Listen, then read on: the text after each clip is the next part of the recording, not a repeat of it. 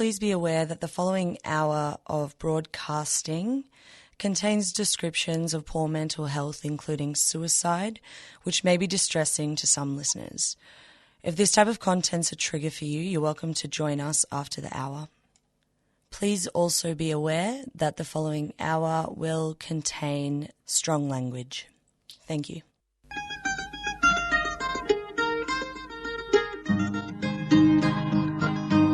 We're putting up new buildings, we're knocking down the old. We're working in the summer heat and in the winter cold. And the labour power we sell, me boys, for a hard-earned weekly pay produces mighty profits for the greedy MBA. Hello, this is Ralph Edwards, ACCA, Warren from the Concrete Gang, and I'll be presenting a fill-in Concrete Gang show during their well-earned summer break.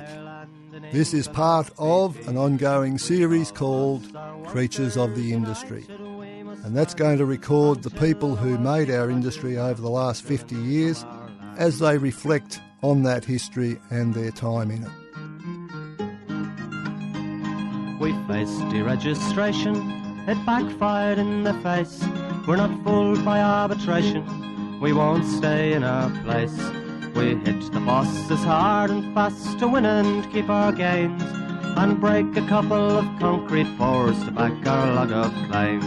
So keep your powder dry and hold your head up high. It's class to class and face to face, our limit is the sky. We've got And now, part 2 of the Creatures of the Industry interview with Tommie Watson, Danny Gardiner and Noel Washington. Enjoy.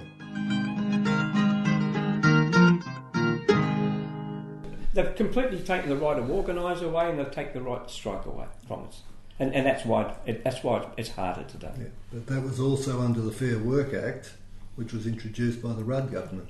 Correct. Yeah. So we've had a period of the two major political parties coming together, my submission, to basically hinder the ability of trade unions and their members to look after their interests, as they had done for 150 years beforehand, since 1856 when we got the 8-hour day. But one of the problems is, personally, I always believed it was very important to be in the ALP. I'm a life member of the ALP, right? Very important. But the ALP is a sideshow. The main event is the industrial side of things. That's the main event.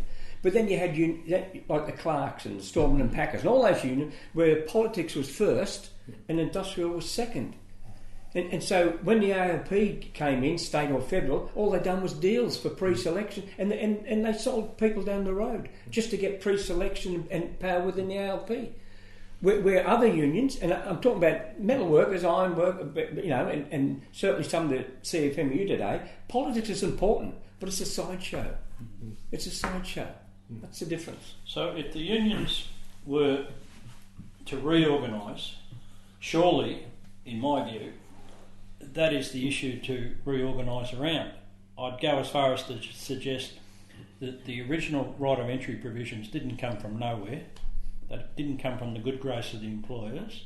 In fact, when I think it was when Keating was the Prime Minister, the right of entry had a provision in it that would threaten the employers with prosecution if they hindered a union official. And put yourself in a worker's position. He feels under threat. They're highly casualised. You never see the union official because you're not allowed to come in. Why would you be a member of a union that won't fight for itself, for its own existence, for its own ability to represent you? In my view, the union movement needs to look at campaigning for right of entry and start again.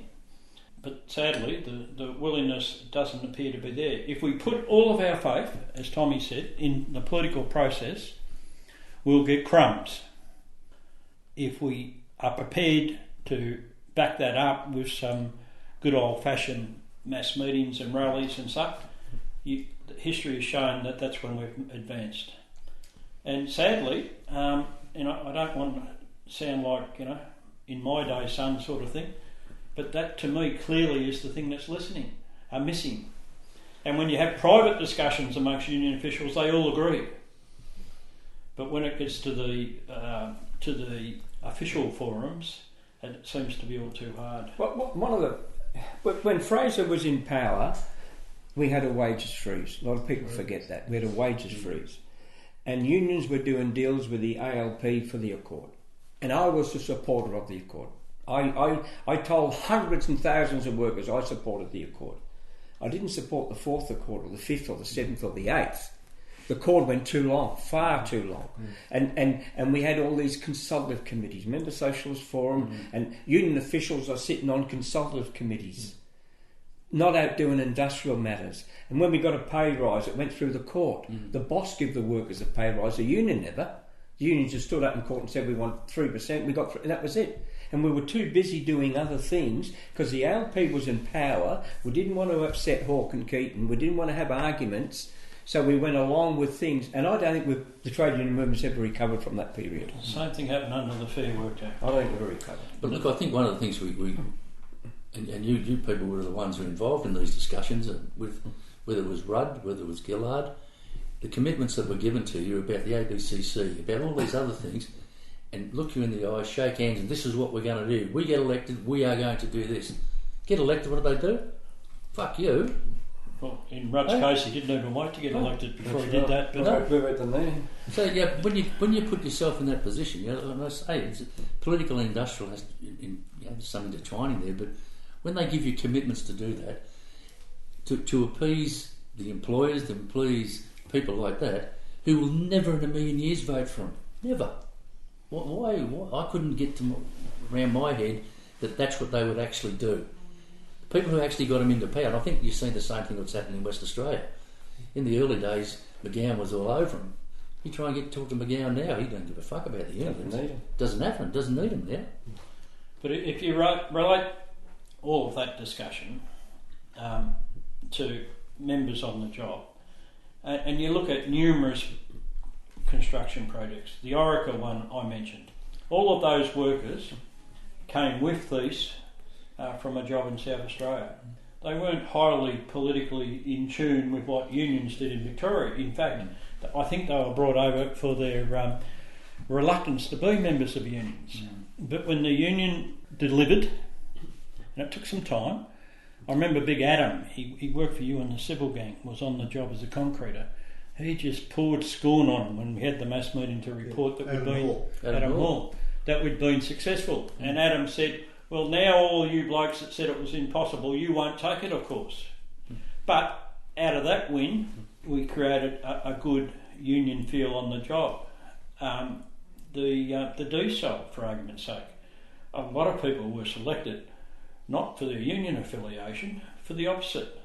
But there were good conditions, they were well looked after, there was a good shop steward structure, and when they were called on to take industrial action, they did so without hesitating. So I think the members of unions generally are looking for leadership. And if the unions are going to allow themselves to be pigeonholed, they've simply sown the seeds of their own demise, to say nothing of the workers that rely upon them. I would hope, and there was some expectation that the ACTU in more recent times would be taking a more militant line, but they seem to have quickly forgotten all of that. So I suppose that's just our frustration, having spent so long to see what is possible, that people are willing to be organised and want to be organised, yet are not given the opportunity to campaign. So can we just change direction slightly? Going back to when you first came into the industry, going right through to now, what do you think were the most important achievements, breakthroughs, and what were the biggest defeats? Well, from each individual's perspective. At my retirement, I said that I'd seen two of the best conditions a trade union ever got was shorter hours and super. Yeah. Not double time for overtime and wages and all that. I think super and shorter hours were the two greatest things that the Victorian trade union movement achieved in my lifetime. We've had plenty of defeats, but every time we've had defeats Mudgeonberry and all those, we had union people on picket lines and union people crossing picket lines. Same with the iron workers and the BLF. Union members on picket lines, union members crossing picket lines. When we do that, we one side always gets beat.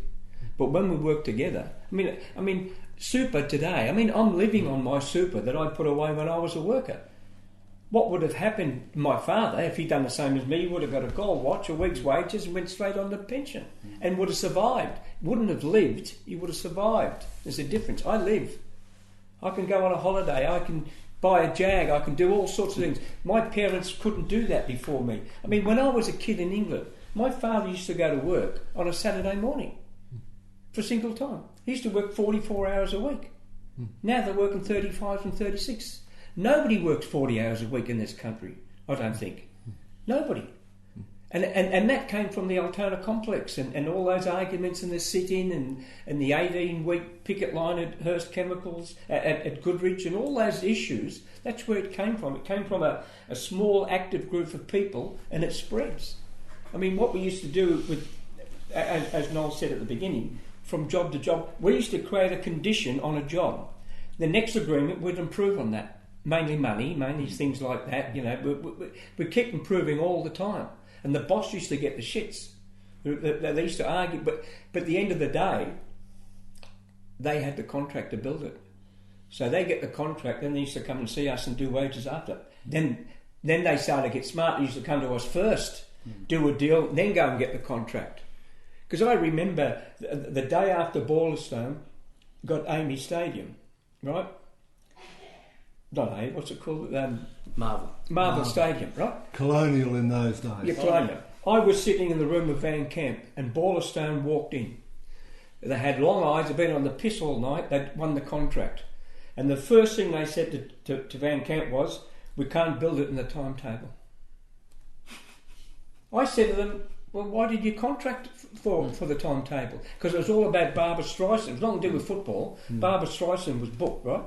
And it was all about, and they said we can't, you know what they said? If we had a longer timetable, we wouldn't have got the job. So the first thing you think of, Jesus Christ, these people are going to be working extra hours, safety's going to be low, they're going to be working in inclement weather, all those sort of arguments is that the boss, it's not the sharpest pencil who gets the job, it's the one who can do it in time.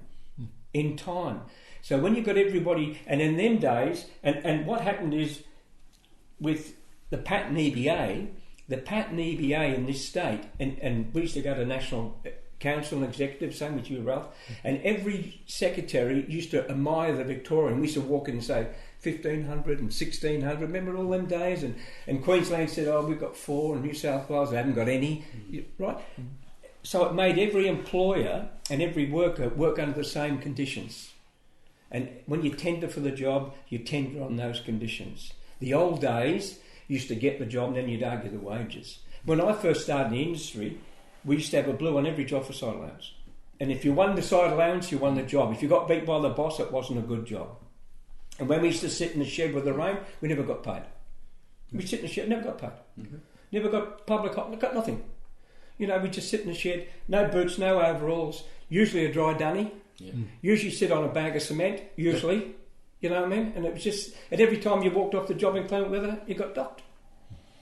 That's the way it was when I started. We've come a long way since then.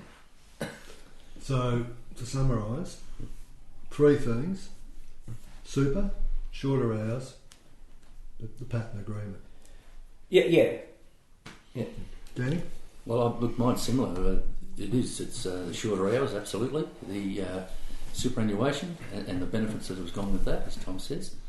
But I also think workers' compensation as well. I think that's probably one of the things that has really shot ahead, and rightly so. I can tell you, my father died at work at the SEC in Yarraville. 5 kids. I'm the eldest. I'm 16, so there's no problems for me. But the 4 younger ones, I think my mum got no weekly payment. My mum got something like about £6,000, which is $12,000, and she wasn't allowed to use any of the money unless it was to use for the kids for shoes. So I think one of the things that we've seen that the benefits have gone through there is those three, and that's the way that I think would be probably the three that I would look at over the time. But again, starting back, like working in I worked on that Megates, the linseed oil job, exactly the same. They had a shed, but it was only to keep the bolts dry. It wasn't to keep us dry. There was conflict. Full of slings and bolts. There was no hot water. There was no milk. There was nothing like that. And I think that where that's gone and where we've ended up with that, you go into some of the sheds now, Christ, I tell you what, you could probably live there. From when you look at those days and you look at the days in working in Altona, the only benefit that I seen coming out of the sitting in the sheds with no rain, when it was raining and no pay and not being sent home, was that a lot of those days you sat in the shed with a lot of activists. You would sit in the sheds and you'd hear the debates and the arguments. I worked in Altona and we're working for Petchem, we're in this bloody shed. I think half the shed was ex-Communist Party or Communist Party, and the debates that you'd hear, and you'd talk and you'd just listen. I'll tell you, the things that you would pick up, I think it helped us, or it certainly helped me in my way of becoming union official and using some of the arguments and listening to some of the experiences. So I think that's one of the things that I really look at too. More educational than everyone heads down looking at their mobile phones. Well, that's one of the things you look at now. I think I've said. We're in a shed where we're on a site, bloke's sitting there from here to me, and they're on the phone. I'm looking at, and the bloke goes like that. I said, "You just text him." He says, "Yeah." So why don't you speak to him? So I can't be bothered talking today. So my summary: shorter hours, superannuation, and benefits for workers' compensation, and also the social side of it with Interlink, with what happens. Washer? And I think there's one other subject we can cover in the same thing, and that's what's influenced or who's influenced us over the years. Undoubtedly members and the discussions you have with them. But we were all very fortunate. We worked with and learnt from some very good officials in the past. Neville Hill obviously was a standout in terms of exposure with him in the Altona complex. Jimmy O'Neill was an excellent construction organiser. He had his own ways, but don't we all? Both of whom were officials with the AMWU. Ex-members of the Communist Party. Frank Cherry, another metal worker, he ended up the State Secretary of the AMWU at some stage. And even there was the odd person in the ironworkers, believe it or not. On his day, Harold Hollowell was as sharp as a axe, and he had an instant recall on his feet. I'd rarely seen any better. The only trouble was, as soon as the boss offered him something, he'd grab it. But apart from that, we were fortunate. We learnt from some of the very best officials, and anything that we can claim to be part of was because of their influence. In terms of our best and our worst, when I started at the Shell Refinery, there was a 35-hour week. The oil and petrochemical industry was the only industry that had shorter hours in the country, and it took a long time to flow it out of there, but we did eventually, and it's certainly a good thing. It's increased family leisure time and therefore welfare of our members, no end, and it was a great achievement. Superannuation, obviously, we're all living on our superannuation. It didn't exist in the early 80s, or it only existed for the privileged. And as people get older, they'll appreciate that more and more. I think in terms of defeats, campaigns and issues came and went. I can't remember too many defeats per se. I'm sure there were some, and I'm sure there's some that will remember them.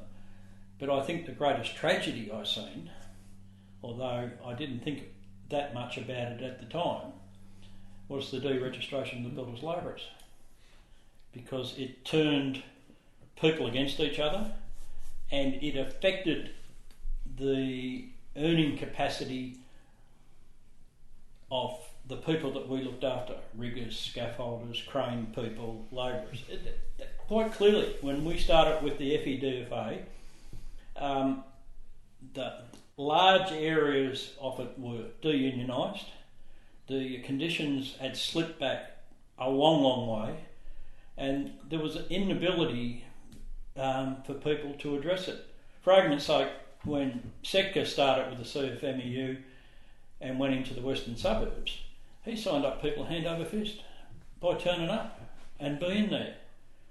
He had a particular recruiting style, like join or fuck off, but apart from that, people were quite willing to come back. So that, in my view, was the biggest tragedy. We can debate the reasons why, for, and who was right and wrong, but I think it's fair to say there's always two sides to a story.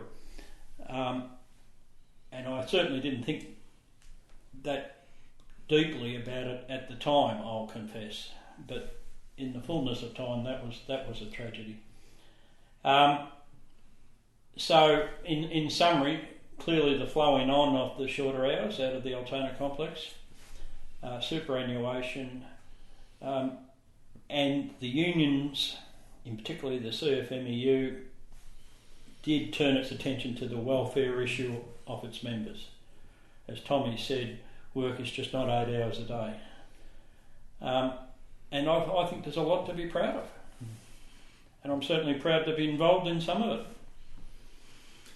So can I just suggest that there may be two periods of time in your minds. There was the period really around the breakout from the wages freeze under the Fraser government, where my memory is that some of the wage deals that were done were $65 a week. That's one figure I can remember. 7.5%.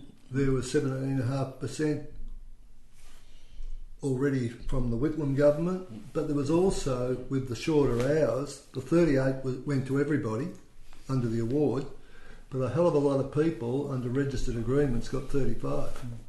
I remember the paint industry was one example where they had an 8-week picket line, locked out, 8 weeks on the picket line, 135. That was a very significant period of time, but it was accompanied not only by a wage freeze but by a downturn in the economy. And then the second period of advance was in the early to mid-90s when momentum started building in the construction industry. Going back, we can all tell war stories, but would that be a reasonable summary of your highlight periods in the construction industry? Well, or have you got some more you think? I often say, and I've said to you on the car on the way down, my personal opinion, I've seen the best of the trade union movement. Mm-hmm. I've seen the best of the ALP. I've seen the worst of the trade union movement and the worst of the ALP, right? But as people have said, we made more achievements in the 80s, and that was mostly through the Metal Industry Award, and we campaigned, and workers were seasoned campaigners. We used to have shop stewards meetings, mass meetings, everything. And we certainly achieved a lot. I'm not saying we've lost it then, we certainly achieved a lot. And there was lots of reasons because of that. I mean, when we started with the ironworkers, we did everything. We basically did work cover. We had a compo officer. We did all our own court cases. You could be on a construction job in the morning. You could be in a foundry in the afternoon. The next day you could be at BHP. So we did it all, right? Did it all, and I'm talking about Jimmy O'Neill and Neville Hill. All those people were talking about. And them days you did everything, and you were seasoned. Today, if you're a union official today, you ring up a lawyer or an industrial officer. Industrial officer does all the court cases. If it's health and safety, you ring up the safety department. Organisers today don't even do agreements. They don't even do wages and conditions. An organiser today has a set, they go onto a job, that's all they do, and look after members. We've got specialised, and in the old days you did everything. And I'm not saying we're good at anything, but it certainly gives you an up. And we used to stand on the stump and debate with members and debate with other unions. That's all gone today. I mean, as I said, when I first started, left, right, centre, everybody knew where everybody was. Now it's just a blur. I don't know who's who in the zoo now. It's just, 1 minute you're left, next minute you're right, blah, blah, blah. We swapped from right to left, but we're always left anyway. We were never right people. That was the difference, We had politics. And I'm not talking about... And when you talk about politics, I'm not talking about ALP politics. Industrial politics is completely different. Industrial politics are completely... if you stand the boss up, that's politics. If you say to the boss, hang on, that's political. Working out which side you're on. Yeah. Well, brother, I met you at Namco out in Noble Park, the first time I ever met you. That's right. That would have been... 79? 79 or 80, one of the two. Yeah, 79. And that was a mixed shop. Yes. With a number of unions there doing a whole lot of different things. Mine workers, missos, storm and packers, metal workers. Yep. Yeah, it was funny. Furnishing trades. Furnishing trades, the whole lot. Look, that's what... In those days, you talk about politics, you go to an ALP conference, you'd have on one side, you knew who all the left wing were, you knew who the right wing. But on the job, like the national... or like Storm and Packers, on the job, they were as militant as anybody. Getting to the ALPs, totally changed. We used to, we did the paper industry, shorter hours in the paper industry, massive dispute there. Picket lines, took weeks and weeks and weeks to get that over the line. It happened, again, mainly through the industrial action. But you talk about some of them, the people who you dealt with, look, it was right across the board. We worked Marty Bingham. We worked with Marty on the Westgate Bridge. Martin became union official with the BLs. When we had the big power line demarcation, which was something that, in the end, it's one of the I think ironies of all time. We win it as iron workers, and then 3 or 4 years later, we're on the other side thinking, wish we had got done because everything would have been coming across to us anyway. Went to the High Court? Yeah, went to the High Court about who was eligible to do that work. We win it, but then 4 years later, we think, fucking hell, would have been better if we had lost. There were a few blues in that period. Omega, light towers at the MCG. Yeah. But see, the funny with the light towers... Let me tell you how the power line started. It was an accident. Yes. Right? Up at Glenrowan. This is the stuff-up theory of history, right? The iron workers had no members on the power line. Not one. Yeah. Not one. Yep. There's a phone call comes in the office. There's a person sacked at Glenrowan, and me and Danny got delegated to go up there. When we get up there, we were only called because they rang the AW 3 times and nobody turned up. Yep. So, long story short, get the member reinstated and signed 150 on the spot. On the spot, 150, and we go back to the ironwork, and the cameras around the office like we're heroes. They didn't realise what was going to happen later on, right? And no, if the AW had turned up, the ironworkers might never have been on the power lines. Yeah. It was just that was an Amiga and all that. They were all planned and they were all that was all done, right? I mean, but the power lines was an accident. Right? And then we go from that, the 150. I think we end up with about 2,000 or 3,000 on the whole job, right from one end to the other. Shop stewards in every place. Membership went bang. At Glenrowan, we elected the first delegate I think ASCOM ever had in Victoria, Aldo Ladavac. Yeah. He was an absolute character on his own right. Some of the things that he used to do at lunchtime, you wouldn't be talking about it on here, but he ended up being a real good supporter of ours. And there's Boris Lettuce down here. We had the camps, the whole lot. It was bloody hell. So that, again, straight out accident. And if the AW had turned up, and then what did we end up doing? A power lines agreement with ourselves, AW and the FEDFA. But we did most of the negotiations and that. But that came out. They still use that agreement today when they go and using the power lines. And that's back in 80, 81, 82, 81, yeah, something like that. It was funny. The boss from ASCOM at the time his name was Igor Zambelli, and he was so in them and they all the blokes on the site across they were terrified of him. He wasn't a big bloke, but they were terrified of him. He said, "You blokes should be lucky." He said, "You've got a cabin each on this place, and the other job you had there was 3 in a cabin." I said, "Oh shit!" So he said to him, my name's Igor. I said, Christ almighty, your old man must have been dirty on you.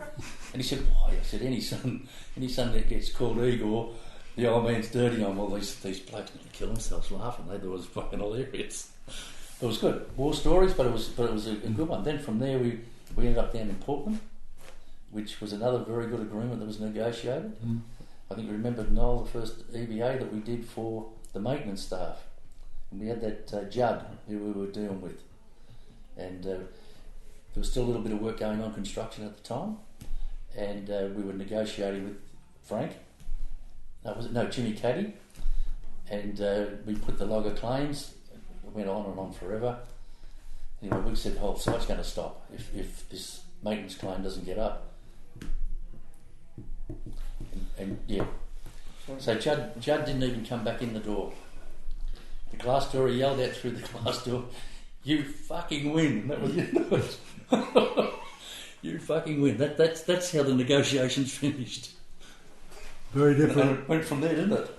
That would have been the best maintenance agreement, I reckon, in Victoria, if not Australia. What do you reckon? Well, it was the construction agreement. The construction agreement simply flowed on. Yeah. Did we keep it?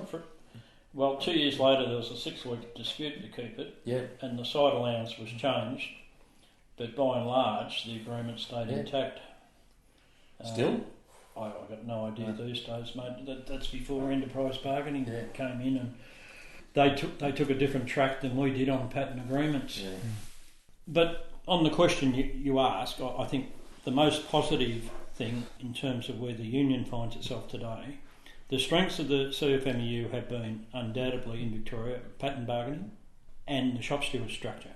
Patent bargaining or enterprise agreements are starting to become a bit of a drag. The government's putting every obstacle possible in their way. Every agreement's got to be approved, get pre-approval before it goes to the Industrial Commission to be approved. So, in my view, thought needs to be given to what are we going to be doing post enterprise agreements. I think that day is approaching because it's now becoming a drag, and members are not as quickly as they should picking up the benefits of negotiations. So that's an issue, but the strength undoubtedly is that shop steward structure. Every job had a shop steward, some good, some better than others, but there was a delegate. The union had a face on the job. Organisers were able to service their members. That is what's got to be continued. That's what's got to be protected. That's what's got to be fought for. And we had disputes way back in the time. We're talking about having shop stewards recognised, let alone being able to meet at the Shell refinery. We didn't have to put in a full week for about 9 months trying to get a shop stewards meeting up once a week. So those are the things that have got to be protected, and the ability to organise on the job is the most important. And I'll say it again, why would you be a member of a union that wouldn't fight for itself? Yeah, just on that, when the Secretary left the FEDFA, we had 4,500 members. We had 42 shop stewards, I think it was. We owed the lawyers $50,000 for a court case in the Latrobe Valley, and I didn't know. We had an overdraft to pay our wages till the end of the quarter. It was over 300,000. Right? So we're in the shit, right? And the first meeting we had with the union officials, we want to double the numbers of shop stewards. And because if you double the number of shop stewards, then they all get a book and they all collect money. When we actually merged 5 years later, we had 70 shop stewards.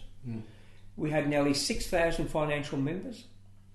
We had $1 million in the bank, basically, and everything was paid for. All the organisers' conditions and staff were all paid for 2 years. And that was just because, and also we put up union dues. Everybody said it wouldn't happen. You can put up union dues providing you've got shop stewards and providing you've got organisers going on the job. If they see people, they'll pay. If they don't see people, they won't pay. So it just proves that if you haven't got a shop steward structure, then you don't have a union structure. Like the shop is the biggest union in the country. Wouldn't have shop stewards meetings ever. No. Don't really have organisers. That's why organisers don't turn up. They haven't got them. So Myers just takes the money and gives it to the shoppies, and the shoppies go along to the ACTU Congress and talk about all horrible things, not industrial matters, you know. That's just the way it was in them days. But you've got to have a good shop steward structure. You really do. And you've got to have organisers that will turn up. 90% of the job. Give it the best shot and be honest with the workers. I used to say to organisers when they start, I never ever bought a pair of jeans on a Saturday morning. I never got a haircut on a Saturday. I did it during the week. So you can get away with things, but there's one thing you will never get away with, is not turning up. If you don't turn up, you'll never get away with that. You just can't get away with it. So you've got to turn up. And you've got to give it your best shot. And the members will respond. They don't want a brain surgeon turning up, giving them all bullshit. Just tell them the truth. And if it's bad, tell them the truth. If it's good, tell them the truth. And they'll respond. Okay, I'm Ralph Edwards, and I'm presenting Creatures of the Industry, a fill-in show during the Concrete Gang's well-earned summer break. Now, we're getting... Well, we've done about an hour and a half. Yeah. I'm just wondering if, and we can always add to this in due course, but is there any events in your time in the industry that has deeply disturbed you? And I understand the Westgate is clearly first and foremost. You should talk about that. But are there other events or... circumstances Due to the BLF is that far in front of anything. That was a horrible time. That's when we carved up the carcass. The trade union movement turned into vultures, and we carved up the carcass. And me and Washer went to all meetings, and people swearing and yelling at us, and all this was after, you know. That was the worst part of the trade union movement that I've seen. Carving up the carcass, but it all could have been avoided too. I know. I mean, let me tell you one thing. I was at a secret meeting. I don't usually get invited to many secret meetings, right? Harry Hurrell, right? I get a phone call to go to the ACTU and don't tell anybody. Yeah. So I thought, well, why am I getting... So I go to a meeting. There's me and him. There's Cranbourne and Boatswain, yeah. At this meeting, and Bill Kelty. Yep. And I thought, what am I doing here? Norm walked in, sat down, right? Kelty must have spoke for 30 minutes and says, we're moving against you, state governments, federal governments, unions, and laid all the plan out, right? We're going to take you on, we're going to wipe you out, blah, blah, blah, blah, blah. And he gave all the reasons why. And then he said, we can salvage it. He mentioned the Canberra secretary. Yeah. I forget his name now. O'Day. Yeah. Or John Cummings. If one of those two become the secretary and you retire or resign or walk away, then we might be able to save it. Right? And Gallagher never said a word. This meeting probably went for an hour and a half, right? And at the end of it all, he stood up and he said, it's my union and I'm going down with the ship, and walked out. Just walked out. Yeah. Kelty picked up the phone. I don't know who. He picked up the phone and said, do what you have to do. He's rejected everything and put the phone down. Then I got told, I realised why I was there, I got told to start organising my crew and start knocking builders' ladders off. That's why I was there. And that all could have been avoided. It could have been avoided. You know, I mean, lots of things could have been done. But Gallagher, you know, he thought it was his union. And a lot of secretaries think it's their union, their money. I mean, I could tell you dozens of secretaries who thought that way, you know. But it was just, it didn't have to happen, but it was the worst part. I mean, but, you know, talk about the violence and picket lines and all that sort of stuff. But at the end of the day, it was unions fighting unions and workers fighting workers, and it should never have happened. How do you top that? I think... Well, Westgate, yeah, greatest disaster that anyone's ever known in the industry. The D-Reg was a shocking experience. Is there anything else that might be a little bit smaller in scale that sticks in your mind because it has some particular resonance? I can remember every site I've attended where there's been a death. Tommie's seen more than most, including having to lift a concrete element off a bloke up at Broadmeadows. So that's one thing that haunts you. I've attended, I think, 5 or 6. The first one was at Shell, and that's something you never forget. And and that's what drives you to go about your business. I mean, they have a crack. The ABCC has a crack at union officials every day of the week. And my stand is, if it means the difference between somebody's life or death, or being seriously and in some cases critically injured or impaired, and what stops that from happening is a union official going onto a job, either stopping the job or putting on a performance. If that's what it's got to take to avoid those things, that's what's got to be done. And I think most union officials do the job for the right reason, and I'm talking about the building industry here. Do the right for the right reason. Those that don't should get out. But in terms of the things that I wished I'd never seen, would be undoubtedly deaths on site. Yeah. And some of the injuries are just appalling. And not only that, then you got the flow back to the family. And that's what I said earlier, and I think the boys mentioned earlier, the union did turn its attention to, those family issues, and to their credit. And they haven't got a lot of kudos for it, but all of that stuff's important. So, I would want to see another death on another construction site ever, but inevitably, in the industry, there's one per week somewhere in the country. Yeah, that's similar. I think, like in the power lines, I think just on that alone, there was at least 4 people who died from Loy Yang down to Portland. Can I just put this to you as you respond? People talk about returned servicemen and post-traumatic trauma. I would have thought, and I'll be interested in your experience, particularly in relation to Westgate, there's still a lot of people walking around in our industry who are suffering a form of post-traumatic trauma. Fair question. Of course. It's not recognised, and the welfare stuff that we do as an industry and we've done through Incolink and so on has ameliorated some of the extreme cases, but what would be, as we talk about, a bit of a low ebb in the conversation. Well, I think that is the case. Something that Incolink and CBUS certainly has been looking at is the amount of suicides in the construction industry. That is a real low point. I think they say it's about 3 or 4 times higher than the national average suicides. Now, whether it's through mental illness, post-traumatic syndrome, or whatever it is, family breakups, it is something that is really a real it's a stain on the industry. It's something that needs to be looked at even stronger. And I think that's one of the things that, whether it's Incolink, I know CBUS has done it, I know Incolink have done a little bit of work on it. I think that's something that more work should be done, looking at not just the actual reasons why they're doing it, it's not just calling for help. I think if males go down the path of suicide, it usually means it's the end. Females, it's usually a call for help. And I think when the male tries to knock himself, and does, it's either with a gun or whether it's hanging.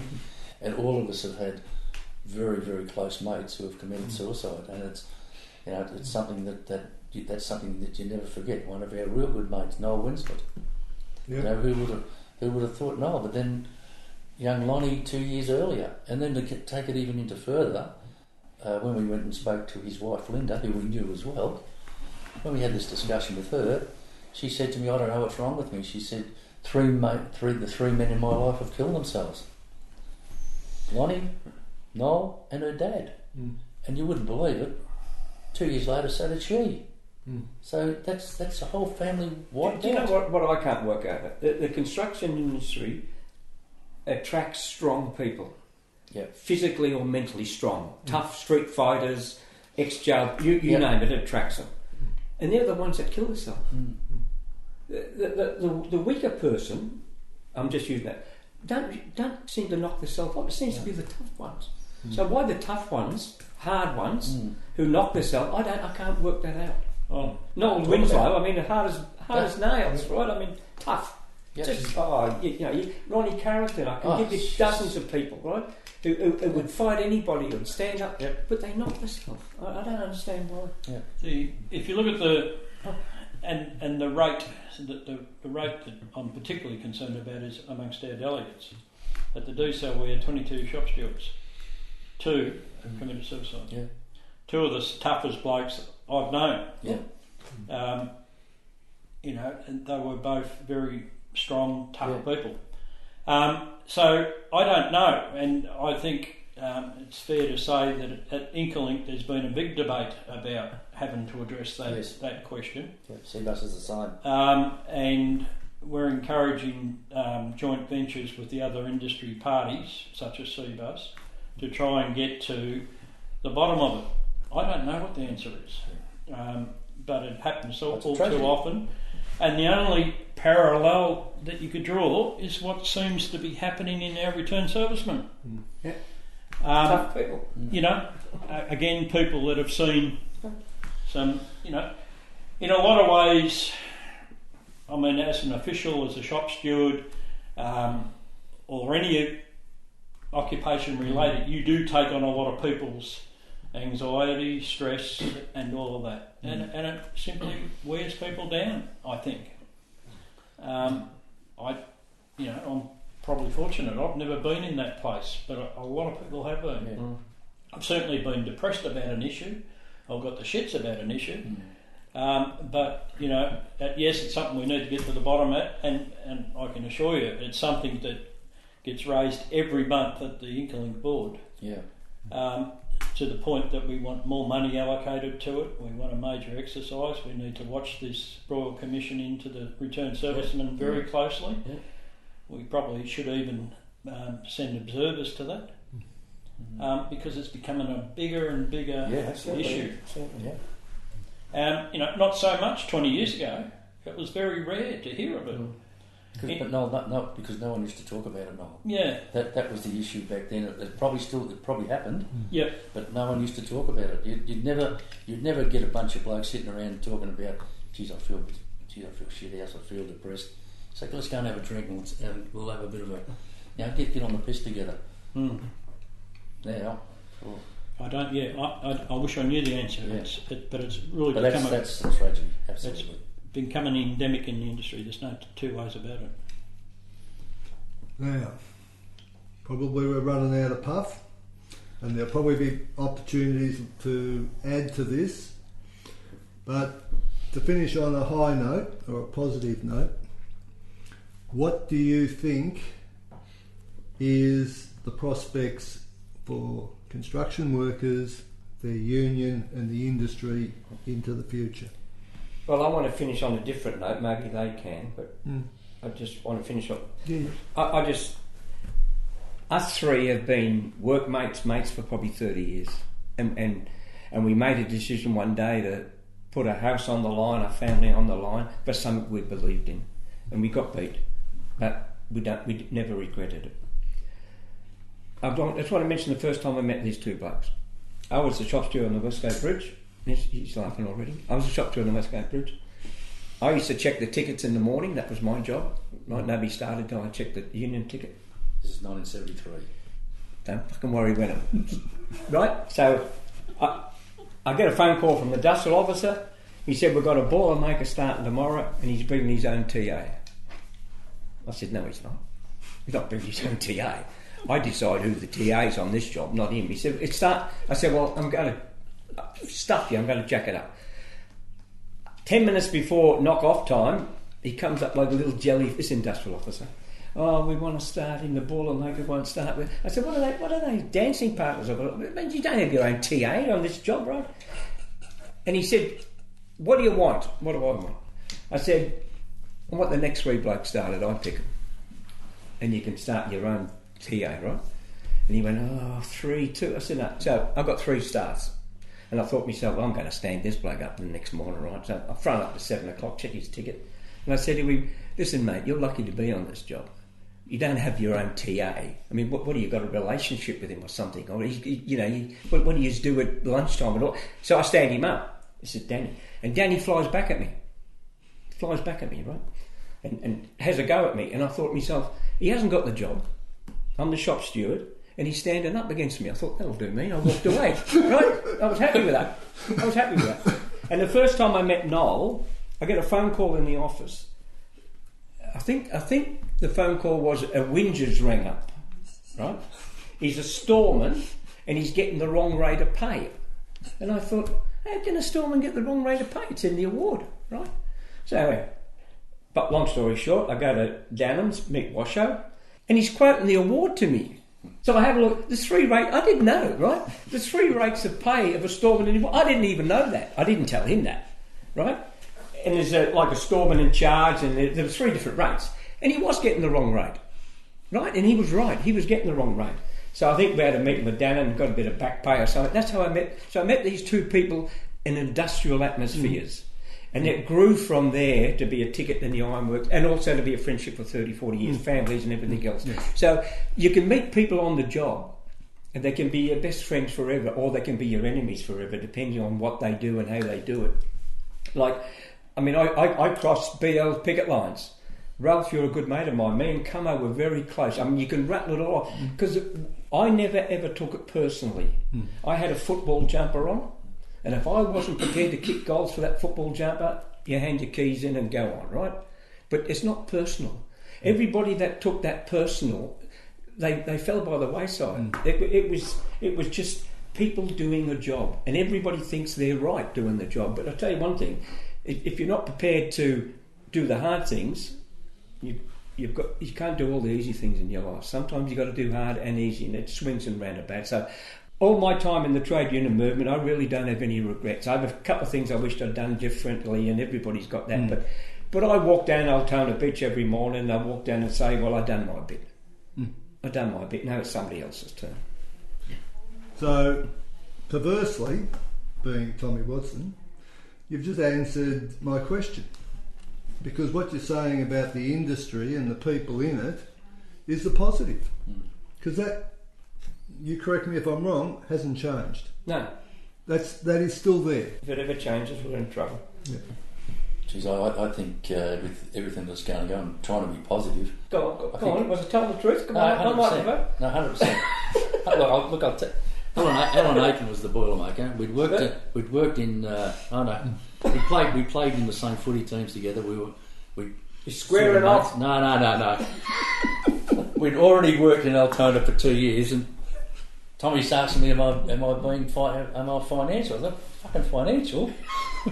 Anyway, and I said before, I've never been unfinancial virtually my whole life. But I think one of the things is that's the camaraderie, I think, of the building industry. You know, if we could tell a story about working on the Altona, working in Shell, working on the Westgate, knowing all the people, and then tell a story about it and put it in the words as without any mayo or any sauce, people look at you and say, this is bullshit. The people that you meet, that's the industry, and I think that's one of the things that will continue on. The characters are getting smaller and lesser. They're not as many around as they used to be. But I think that's going on a positive note. I think the working in the industry, it's the best industry of all time. The people you meet, the characters you meet, the friendships you make, it doesn't matter whether you work on the Westgate or whether in Shell or whoever you are. If you all work on one job together and you come across each other at different times, it's like you've never been apart. So I think it's a great industry, and I think to continue on. And let's hope that the leadership within the union, and I always say that it's our union. We were FIA members, we're FIA officials, but our union really is the CFMEU, and I'm absolutely proud of it. And I have been from the day that I joined. And I think the people within it, and I hope our leadership within our union continues on and being a strong part of the union. And I think that's one of the things that really needs to be looked at strongly, I think. Yeah. Well, I think we're all fortunate being part of the formation of the CFMEU. And we were. I mean, the CFMEU's only been around, 25 years or so, in various forms. It's had its problems, and will continue to have its problems. But the key to the success of the union, and we've been at all levels, from the job right through to national councils, national executives, and all of those things, and various office holders, has been the union's willingness to adapt to a given situation and not be locked into inflexible policies. It's been the key to its success, in my view. If you look at enterprise bargaining, if you look at the willingness to absorb statutory losses into things like Incolink and such, it's been adaptable, it's been flexible, and it's been well organised on the job. And it's going to have to continue to apply that thinking. I personally think the era of enterprise bargaining is coming to an end. I think it's outlived its usefulness.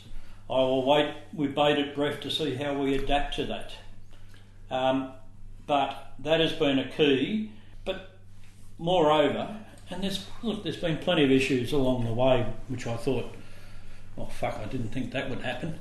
But by and large, the next generation of workers will only know one union. They won't know the FEDFA or Builders Labourers or BWIU. They'll only know the CFMEU or whatever it ends up to being after the current difficulties are resolved.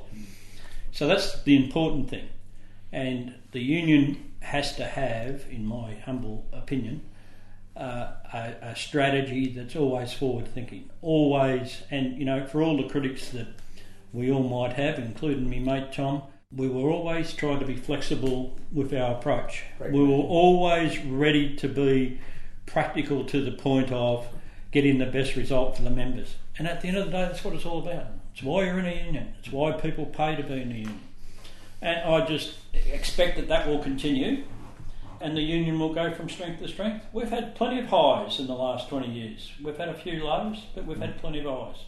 But look at the reasons for those highs. It's the organisation on the job, it's the organisers, it's the command structure, and it's the ability to adapt to the challenges that have been thrown at us. And by fuck, there's been a lot of them. We've had a government for 30 years that's tried to eliminate us. We're still here. And if we're quick, smart and adaptable, we'll be here for another 30 years and far beyond. Long before we're all long gone.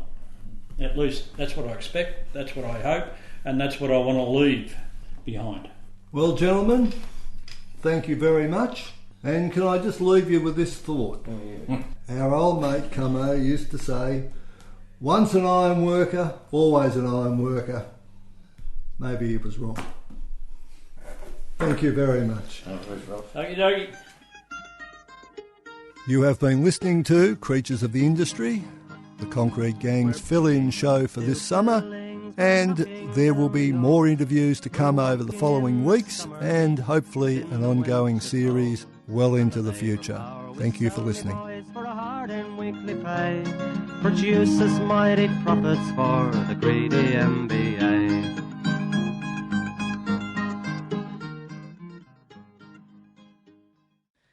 If some of the discussions in today's episode of Creatures of the Industry were distressing for you or have raised any questions or triggers, please call Lifeline on 13 11 14 or visit lifeline.org.au.